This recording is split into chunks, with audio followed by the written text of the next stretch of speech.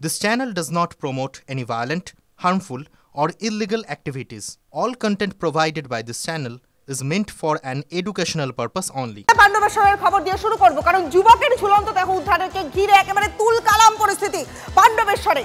প্রতিবেশীর বাড়ি থেকে যুবকের ঝুলন্ত দেহ উদ্ধারে গিয়ে গ্রামবাসীদের বিক্ষোভের মুখে পড়ল পুলিশ। ছবি দেখছেন এই মুহূর্তে, আক্রান্ত ডিসি অভিষেক গুপ্ত। পরিস্থিতি নিয়ন্ত্রণে পাল্টা লাঠিচার্জ করল পুলিশ। পাণ্ডবেশ্বরের কুমারডিহি গ্রামের ঘটনায় উত্তেজনা ছড়িয়েছে। পাণ্ডবেশ্বরের কুমারডিহির ছবি দেখছেন এই মুহূর্তে আপনারা, টিভি9 বাংলায় এক্সক্লুসিভ সেই ছবি আমরা দেখাচ্ছি। পাণ্ডবেশ্বরের কুমারডিহি গ্রামে ঘটনায় উত্তেজনা ছড়িয়েছে।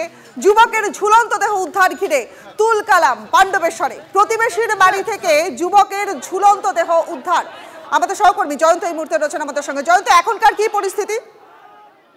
এখন পরিস্থিতি বেশ খানিকটা নিয়ন্ত্রণে, কারণ হচ্ছে বিশাল পুলিশ বাহিনী মোতায়েন করা হয়েছে। যারা পুলিশের সঙ্গে যাদের খণ্ডযুদ্ধ বেঁধেছিল, যাদের পাথরের ছোড়ায় আঘাতে ডিসিপি অভিষেক আঘাত পেয়েছিল, এরপরে বিশাল পুলিশ বাহিনী, আরো বিশাল পুলিশ বাহিনী গিয়ে এলাকার নিয়ন্ত্রণে এনেছে। যারা এই ঝামেলা করছিল, অর্থাৎ যাদের সঙ্গে পুলিশের বচসা এবং যেখান থেকে গন্ডগোল সূত্রপাত, তার থেকে এলাকা ছাড়া, প্রত্যেকে এলাকা ছাড়া হয়ে গেছে। যেটা জানা যাচ্ছে, দেখো, বৃহস্পতিবার ভোরবেলা কুমারডিহি গ্রামের রবিদাসপাড়ার একটা বাড়ি থেকে উদ্ধার হয় প্রতিবেশী বাউরিপাড়ার যুবক 22 বছর ঝুলন্ত মৃতদেহ। পুলিশ মৃতদেহ উদ্ধার করে থানায় নিয়ে যায়, কিন্তু বাড়ির লোককে নাতে নিয়ে মৃতদেহ নিয়ে যায় এলাকার উত্তেজনা ছড়ায়। স্থানীয় সূত্রে যেটা জানা গেছে, পল্লবের পাশের বাড়ির এক বিবাহিত মহিলার সঙ্গে সম্পর্ক ছিল। এই সম্পর্কে চিকিৎসালয়ের মহিলার বাড়িতে গিয়েছিল। এইসব ঘটনা যেতে জানা যায়, তাও হতে উত্তেজনা ছড়ায়। যে মৃত্যু হয়েছে, এই মৃত্যুর ঘটনাটা সুইসাইডের ঘটনা, খুনের ঘটনা। এরপরে বেশ কয়েকটা বাড়ি এবং দোকানে ভাঙচুর হয়। এরপরে পুলিশ আসে, গাড়ি মোটরসাইকেলে ভাঙচুর হয়। পুলিশের লক্ষ্য করে এই বৃষ্টি শুরু হয়। সেই বৃষ্টিতে ডিসিপি অভিষেক আঘাত পান, মাথায় আঘাত লেগেছে, তাকে হাসপাতালে নিয়ে যাওয়া হয়েছে। উত্তেজিত জনতাকে ছত্রভঙ্গ করতে পুলিশ লাঠিচার্জ করে। এরপরে আশেপাশে একেবারে জয়ন্ত, তুমি নজর রাখো। অনেক ধন্যবাদ তোমায়, তুমি সঙ্গে থাকো আমাদের। আর স্থানীয় বাসিন্দারা তারা এই মুহূর্তে কি বলছেন শোনাবো। পুলিশ এখানে গার্ড দিচ্ছে, এখানে সিসি ক্যামেরা আছে, সবই আছে। পুলিশ কি করছে? আপনারা কি চাইছেন এখন? আমরা চাইছি মরণে বদল মরণ। ভাই, ওরা শান্তি চায়, আমরা ওদের শান্তি চাই, বাস এতটুকুই। ছবি দেখছেন এই মুহূর্তে আপনারা, টিভি9 বাংলা এক্সক্লুসিভ সেই ছবি দেখাচ্ছে। কুমারডিহি গ্রামের ঘটনায় উত্তেজনা ছড়িয়েছে এবং পাশাপাশি কুলতলি, ভাঙড় এবং ডোমকল এই ছবিগুলোও পরপর দেখাচ্ছি। বারবার রাজ্যে পুলিশ আক্রান্ত হচ্ছেন। আমাদের সঙ্গে এই মুহূর্তে রয়েছেন সত্যজিৎ বন্দ্যোপাধ্যায়। সত্যজিৎ বাবু, রাজ্যে এরকম বারবার একই ঘটনা দেখা যাচ্ছে, বারবার পুলিশ আক্রান্ত হচ্ছে, কেন?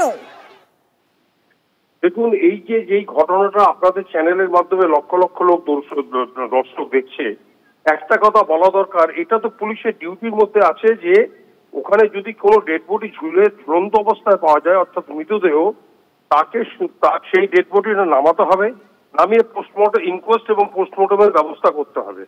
এবং এইটা নামাতে যদি সাধারণ নাগরিকরা যদি বাধা দেয়, সেখানে পুলিশকে অ্যাকশন করতেই হবে। আমার মনে হচ্ছে যে এটা বড় ইনসিডেন্ট হতো না যদি না এখানে আগে থেকে যখনই ডেড বডিটা ঝুলছিল তখনই যদি ব্যবস্থাটা করা যেত। হাওয়েভার, আমার নিজস্ব ধারণা সিনিয়র অফিসাররা পৌঁছেছেন, ওদের ইনজুরি আছে, আপনাদের চ্যানেলের মাধ্যমে দেখানো হচ্ছে সিনিয়র অফিসারদের ইনজুরি আছে, অন্যান্য পুলিশ অফিসারদের ইনজুরি আছে। যারা পুলিশের প্রতি এরকম ভাবে হাত তুলেছে কিংবা ঢিল মেরেছে কিংবা তাকে ঘায়েল করেছে, তারা বেসিক্যালি অন্যায় করেছে।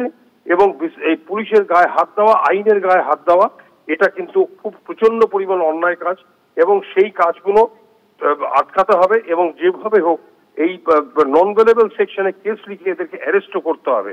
এখানে যে কোনো পার্টির হতে পারে, তারা এখানে মাথা নিচু করার কোনো ব্যাপার নেই। দৃষ্টান্তমূলক শাস্তিরও ব্যবস্থা করতে হবে। কেন পুলিশ অফিসারদের উপরে এইরকম ভাবে অ্যাকশন হবে? অনেক ধন্যবাদ আপনাকে। কথা বললাম সত্যজিৎ বন্দ্যোপাধ্যায়ের সঙ্গে, প্রাক্তন deputy police commissioner Satyajit Bandyopadhyay আমাদের সঙ্গে ছিলেন।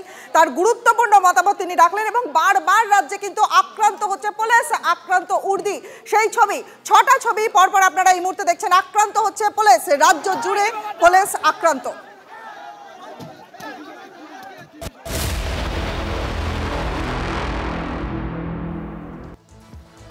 আর আরো একটা গুরুত্বপূর্ণ খবর এই মুহূর্তে রয়েছে আপনাদের জন্য। 20,000 কোটির জাল ওষুধের কারবার, উদ্ধার মাত্র 20 লক্ষ টাকার সন্দেহজনক ওষুধ। বাজারে ছড়িয়ে রয়েছে কোটি টাকার জাল ওষুধ। ভেজাল ওষুধ কি আপনারও শরীরে গেছে? সুস্থ হতে গিয়ে আবার অসুস্থ হয়ে পড়ছেন আপনারা? শরীরে বাসা বাঁধছে না তো দুরারোগ্য কোনো ব্যাধি? কি করে চিনবেন কোনটা আসল কোনটা নকল ওষুধ? এই প্রশ্নই উঠছে। আগ্রা থেকে কলকাতায় ঢোকে জাল ওষুধ। পরপর এই জাল ছড়িয়ে পড়েছে পুডুচেরি, বিহার, ওড়িশা। পুডুচেরি, আগ্রা, কলকাতা, গয়া, কটক। প্যান ইন্ডিয়া জাল ওষুধ নেটওয়ার্কের পর্দা ফাঁস করা হলো। 20,000 কোটির জাল ওষুধ কারবারের পর্দা ফাঁস TV9 বাংলায়। আমাদের সহকর্মী সৌরভ এই মুহূর্তে রয়েছে আমাদের সঙ্গে। সৌরভ, এই যে পথে পরপর জাল ওষুধের এই যে বড়সড় চক্র, বড়সড় নেটওয়ার্ক ছড়িয়ে রয়েছে এবং এই যে ওষুধ সাধারণ মানুষের শরীরে যাচ্ছে, তার ফলে তো মানে খারাপের থেকে এটা তো মৃত্যুর দিকে মানুষকে এগিয়ে নিয়ে যাবে। দেখো, নিশ্চিতভাবেই সেই ঘটনা ঘটছে এবং সেই ঘটনা ঘটছে বলেই রাজ্য ড্রাগ কন্ট্রোল উদ্বিগ্ন রাজ্য প্রশাসনও, সাধারণ মানুষ আতঙ্কিত। কারণটা কি? তার কারণটা রয়েছে যে Mehta building, Bagri market, Gandhi market, Giriya trade centre, সেখানে যে একযোগে রাজ্য ড্রাগ কন্ট্রোল 19 জন আধিকারিককে নিয়ে হানা দিলেন 6টি দলে বিভক্ত হয়ে, সেখান থেকে তারা সেই পাইকারি বাজারে হানা দিয়ে সেখান থেকে যে ওষুধগুলো পেলেন, তারপর যে প্রশ্নটা আসছিল যে সেখানে এই ওষুধগুলো এলো কোথার থেকে, সেখানে দেখা যাচ্ছে যে কেষ্টপুরের ঘোষপাড়ার এক ব্যবসায়ী, তার কাছ থেকে পাইকারি বাজারে যিনি ওষুধ বিক্রেতা, রনিপা একটা জিনিস খেয়াল রাখো, দেখো যে এই রাজ্যের সবচেয়ে বড় পাইকারি বাজার কোনটা? মেহতা মার্কেট, গান্ধী মার্কেট, বাগরি মার্কেট, অর্থাৎ এক কথায় বড় বাজার, ক্যানিং স্ট্রিট, এজরা স্ট্রিট, সেই জায়গাটা হচ্ছে ওষুধের সবচেয়ে বড় বাজার। কিন্তু তারা ওষুধ নিচ্ছেন কেষ্টপুরের একেবারে ঘোষপাড়া, যেটা একেবারে ভিতরের দিকে কোনো একটা কোথাও একটা দোকান, কোনো একজন ডিস্ট্রিবিউটর রয়েছেন, তার কাছ থেকে সেই সামগ্রীটা তারা নিচ্ছেন। সেটা পেট খারাপের একটা অতি পরিচিত ওষুধ। আর সেই ব্যবসায়ী কোথা থেকে নিচ্ছেন? সেই ব্যবসায়ী নিচ্ছেন আগ্রা থেকে। আগ্রার সেই ব্যবসায়ী কোথা থেকে নিচ্ছেন? সৌরভ, তুমি নিজেই তো কথা বলেছিলে সেই ব্যবসায়ীর সঙ্গে, আমরা দর্শকদের একবার দেখাবো যে তিনি কি বলছেন। আপনি কার কাছ থেকে নিয়েছেন? আমি আমার ডিস্ট্রিবিউটর থেকে নিয়েছি। তিনি কি কোম্পানির ডিস্ট্রিবিউটর? কোম্পানির distributor, sub distributor? Sub distributor আছেন। আপনি ডাইরেক্ট কোম্পানির কাছ থেকে নেননি? আমি কোথা থেকে নিয়েছেন? তার দোকান কোথায়? এটা বাইরে থেকে নেওয়া হয়। কোথায়, কোন রাজ্য? এটা আগ্রা থেকে নেওয়া হয়েছে। যেটা ডিস্ট্রিবিউটর, ডাইরেক্ট ডিস্ট্রিবিউটর আছে, আমাকে 8-9% বিলেও করে দিল। বাট ও কী করে, মানে যারা এমআররা আছে তারা আমাদেরকে হয়তো 7-8% আরও এক্সট্রা অ্যাডজাস্টমেন্ট দিয়ে যায়। তো 8-16 এরকম দিয়ে যায় ওদের টার্গেট পুরো করার জন্য।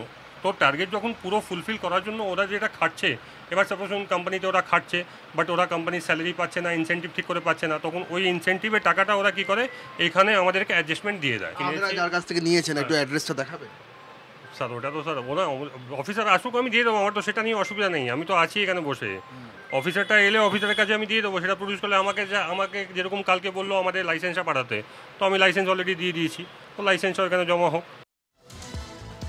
কত ভয়ঙ্কর একটা বিষয় সামনে আসছে বুঝতে পারছেন। মানুষের জীবন নিয়ে ছিনিমিনি চলছে। এই প্রসঙ্গে federation of medical and sales representative অ্যাসোসিয়েশনের সদস্য শান্তনু মিত্র তিনি কি বলেছেন শুনুন।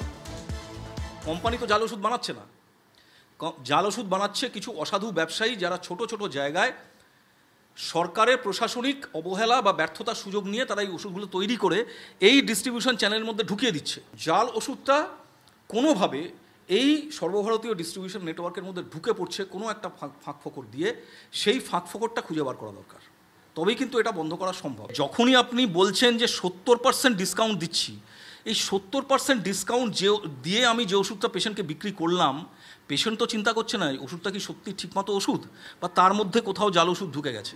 ডিসকাউন্ট দিয়ে ওষুধ বিক্রি করা এমন একটা অতল গহ্বর যার কোনো শেষ নেই। আপনি ঢুকতে থাকলে ঢুকতেই থাকবেন, এর কোনো শেষ নেই। পেশেন্ট মাঝখান থেকে ক্ষতিগ্রস্ত হবে। আমার আপনার মতো সাধারণ মানুষ তারা কি করে ওষুধ চিনবেন কোনটা আসল কোনটা নকল? একেবারে ধন্দে পড়ে যাচ্ছেন। তো দিন কয়েক আগে আমতা সেখানে হানা দিয়ে 1,80,00,000 টাকার জাল ওষুধ উদ্ধার করে রাজ্য ড্রাগ কন্ট্রোল। আর এই সূত্র ধরেই এই এত বড় ঘটনার পর্দাফাঁস। সৌরভ রয়েছেন আমাদের সঙ্গে। Sourav, please continue. দেখো রনিপা, প্রথম ধাপে আমরা যেটা দেখালাম আমাদের দর্শকদের, যে মেহতা বিল্ডিং, গান্ধী মার্কেট, ক্যানিং স্ট্রিটে যে পাইকারি ওষুধের বড় বাজার রয়েছে রাজ্যের, সেখানে কিভাবে লিঙ্কম্যানরা এই সমস্ত জাল ওষুধ পৌঁছে দিচ্ছেন, তাদের হাত ধরে পৌঁছে যাচ্ছে খুচরো দোকানগুলোতে। তাদেরকে যখন নথি দেখতে চাওয়া হচ্ছে তখন তারা নথি দেখাতে পাচ্ছেন না। আগ্রার সেই কোন ব্যবসায়ীর কাছ থেকে কিনেছেন সেই নথি তারা দেখাতে পাচ্ছেন না, তিনি দেখাতে চাইছেন না। আর তিনি কি বলছেন, খুব গুরুত্বপূর্ণ তথ্য, যে তাদেরকে ছাড়ের লোভ দেখানো হচ্ছে। তাদেরকে ছাড়ের অঙ্ক 10%-এর বেশি তারা মার্জিন পেতে পারেন না কোম্পানির ঘর থেকে, সেই জায়গায় তাদেরকে 16%, 17%, 18%-এর মার্জিনের লোভ দেখানো হচ্ছে। আর কোথাও কোথাও সাধারণ মানুষকে লোভ দেখানো হচ্ছে 25%, 30%, 66%, 70%, 77%। আর এই পার্সেন্টেজের খেলাতেই মানুষ আসলে ওষুধের জায়গায় জাল ওষুধ সেবন করছেন, জাল ওষুধ ঘরে নিয়ে আসছেন, এবং তার যে মডাস অপারেন্ডি সেটাও কিন্তু একেবারে চমকে দেওয়ার মতো। একদিকে লিঙ্কম্যানরা আছেন, লিঙ্কম্যানদের সঙ্গে যোগাযোগ এস্টাবলিশ হলো, প্রতিষ্ঠিত হলো, এরপর সেই জাল ওষুধ এই যে দিল্লি, হরিয়ানা, আগ্রা, ঝাড়খণ্ড, বিহার কোথা থেকে আসবে, সেই লিঙ্কটার জন্য আমতাকাণ্ড থেকে যেটা তারা জানাচ্ছে রাজ্য ড্রাগ কন্ট্রোলের আধিকারিকেরা, তারা বলছেন যে এক্ষেত্রে এক মাসে বিহারের এক গয়ার বাসিন্দা 22 বছরের এক যুবক, তার অ্যাকাউন্টে টাকা গিয়েছে 1,20,00,000 টাকা। আমতার বাবলু মান্না সেই অ্যাকাউন্টটাকে টাকা দিয়েছেন। রাজ্য ড্রাগ কন্ট্রোল আধিকারিকরা বলছেন এই অ্যাকাউন্টটা আসলে ভাড়া করা অ্যাকাউন্ট। ওই 22 বছরের যুবক কোনো ব্যবসার সঙ্গে যুক্ত নন, ওষুধের ব্যবসার সঙ্গে, তার অ্যাকাউন্টটা স্রেফ ভাড়া করা হয়েছে। তার প্রমাণ হিসেবে তারা জানাচ্ছেন যে সেই যে অ্যাকাউন্টে টাকা জমা পড়লো সেটার উইথড্রল হচ্ছে একেবারে সেই দিকে আমরা নজর রাখবো। সৌরভ, তুমি আমাদের সঙ্গে থাকো। আর যেমনটা সৌরভ জানাচ্ছিল যে ডিসকাউন্ট মানে লোভ, লোভে পাপ, পাপে মৃত্যু, একেবারে মৃত্যুর পথই দেখাচ্ছে। আর এবার দেখাবো যে ঠিক কোন কোন রুটে, কোন রাস্তা দিয়ে কলকাতায় এই জাল ওষুধ ঢুকে যাচ্ছে। দেখুন, জাল ওষুধ চক্রে কাজে লাগানো হয়েছে দূরপাল্লার বাসের নেটওয়ার্ক, দূরপাল্লার বাস নেটওয়ার্ককে কাজে লাগানো হয়েছে। এক্ষেত্রে ওড়িশা, বিহার থেকে দূরপাল্লার বাসে করে ভোর রাতে কলকাতায় ঢুকেছে বাক্স ভর্তি জাল ওষুধ।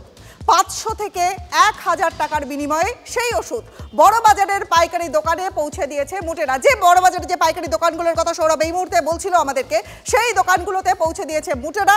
জাল ওষুধের কারবার নিয়ে একেবারে বিস্ফোরক মন্তব্য ভিন রাজ্যের বাস কন্ডাক্টরের। এই জাল ওষুধ নিয়ে বিস্ফোরক মন্তব্য করেছেন ভিন রাজ্যের বাস কন্ডাক্টররা। মাঝে মধ্যে যদি ওষুধ যদি কারো আর্জেন্ট যদি থাকে, তো ট্রান্সপোর্টে যদি ওরা পাঠায় হয়তো 3 থেকে 4 দিন লাগবে। আর বাসে যদি পাঠায় তাহলে আজকে হয়তো রাত্রিরে আমরা বাস ছাড়বো, কালকে সকালে উনি পেয়ে যান। যাদের আর্জেন্ট থাকে, যারা পাঠাতে চায় তারা নিশ্চয়ই পাঠাতে পারবে, কিন্তু কাগজপত্র থাকলে। চেক ইন বলতে গেলে যদি পেটি থাকে, পেটির মধ্যে কী আছে সেটা আপনাকে খুলে দেখাতে হবে। সেটা আমরা দেখে স্যাটিসফাই হয়ে গিয়ে তারপর মাল দিই। কাগজপত্র যদি প্রপার আপনাকে দেখায় আপনাদের আনতে কোনো বাধা নেই? না, আপনারা আনেনও? আর গাড়িতে কোনো মেডিসিনে আসে না কি যায় না। কেন আনেন না কেন? নেই, ওটা ঝোলঝাল থাকে এই জন্য না। ঝোলঝাল কি? ঝোলঝাল কি ঝোলঝাল আমি কি জানবো, ওটা ডুপ্লিকেট ফুপ্লিকেট থাকবে এই জন্য নেয় না। मालिक का ऑर्डर है, कोई मेडिसिन नहीं जाएगा। क्यों मालिक का ऐसा क्यों ऑर्डर है? मेडिसिन में खराब होता मेडिसिन होता है ना, डुप्लीकेट भी कोई भेज देता है, इसलिए टोटल मेडिसिन ही बंद है। বাজার জুড়ে ছড়িয়ে পড়েছে এই জাল ওষুধ। তার জন্য সরকারের নজরদারিকেই দায়ী করছেন চিকিৎসকদের একাংশ। কি বলছেন চিকিৎসক মহল, শুনুন। প্যাটার্নটা চেনা যাচ্ছে। স্কুলের টিচার যারা, মাস্টারমশাই যারা চাকরি পেয়েছেন মাস্টারমশাই বলে, বেশ কিছু যোগ্য চাকরির সাথে কিছু অযোগ্য প্রার্থী গুজে দেওয়া হয়েছে। সেম প্যাটার্ন, 7টা আসলের সাথে 3টে নকল। তাও আমাদের রাজ্যে আমি বলবো যে হচ্ছে যে আসল যারা মাথা দুর্নীতির, এই যে চাকরিজীবী যারা বিক্রি করেছে, তাদের হাতে বোধহয় এটা পড়েনি, তাহলে 7টা নকল আর 3টে আসল ধরা যেত। ফলে এটা মানুষকেও ভাবতে হবে যে যাদেরকে আমরা হাত পেতে টাকা নিতে দেখছি টিভির পর্দায়, তাদেরকে যদি ভোট দিয়ে নির্বাচিত করি তাহলে দুর্নীতি এইরকম সামাজিককৃত সাধারণীকৃত হয়ে যাবে। এবার যোগীপুর পুরসভায় আবাস যোজনার দুর্নীতির অভিযোগ। তৃণমূল পরিচালিত পুরসভার বিরুদ্ধে সরব দলেরই বিধায়ক। পঞ্চায়েতের বাসিন্দাকে পুরো এলাকায় বাড়ি পাইয়ে দেওয়ার অভিযোগ। পুরসভার বিরুদ্ধে চাঞ্চল্যকর অভিযোগ বিধায়ক জাকির হোসেনের। অন্য দলের নেতারা বিধায়ককে ভুল তথ্য দিচ্ছেন, পাল্টা দাবি উপপ্রধানের। এবার বালুরঘাটে তৃণমূলের পোস্টারে লেখা অভিষেকদার নেতৃত্বেই সর্বাধিনায়িকা দিদির লবি করি, কোনো নেতার দাবিদারি নয়। পোস্টারের নিচে লেখা অভিষেক ব্যানার্জি ফ্যান ক্লাব বালুরঘাট। অভিষেক মমতার ছবি দিয়ে পোস্টার বালুরঘাট শহরের একাধিক জায়গায়। পোস্টার ঘিরে শোরগোল জেলাতে। ধর্ষণের মামলা প্রত্যাহারে জেল থেকেই হুমকি অভিযুক্ত গৃহশিক্ষকের। অভিযুক্তের বিরুদ্ধে বহরমপুর থানায় জোড়া মামলা দায়ের। পুলিশ অফিসারের মেয়েকে ধর্ষণের অভিযোগে বহরমপুরের সংশোধনাগারে বন্দী গৃহশিক্ষক। অভিযোগ, সংশোধনাগারের ভিতর থেকেই ফোন করে নির্যাতিতার মাকে হুমকি অভিযুক্ত গৃহশিক্ষকের ফোন বাজেয়াপ্ত করেছে পুলিশ।